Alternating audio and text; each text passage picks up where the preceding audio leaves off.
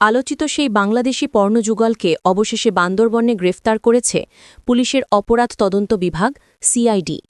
আন্তর্জাতিক একটি পর্নোগ্রাফি ওয়েবসাইটের সঙ্গে যুক্ত হয়ে অশ্লীল কন্টেন্ট তৈরি ও প্রচারের অভিযোগে তাদের বিরুদ্ধে ব্যবস্থা নেওয়া হয়। সোমবার ২ অক্টোবর সকালে সিআইডির বিশেষ পুলিশ সুপার জসিমউদ্দিন খান গ্রেফতারের বিষয়টি নিশ্চিত করেন। জসিমউদ্দিন খান জানান, ওই দম্পতি নিয়মিতভাবে বিদেশি ওয়েবসাইটে পর্নো কন্টেন্ট আপলোড করতেন। তাদের পরিচালিত ওয়েবসাইটটি বিশ্বের শীর্ষ জনপ্রিয় পর্নো সাইটগুলোর মধ্যে স্থান পেয়েছে। সিআইডির একটি টিম তাদের বান্দরবন থেকে গ্রেফতার করেছে এবং বিস্তারিত তথ্য পরবর্তীতে জানানো হবে। প্রাথমিক তথ্য অনুযায়ী এই যুগল বাংলাদেশে বসে ভিডিও ধারণ, সম্পাদনা ও আপলোড করতেন এবং এর মাধ্যমে বড় পরিমাণ অর্থ উপার্জন করছিলেন।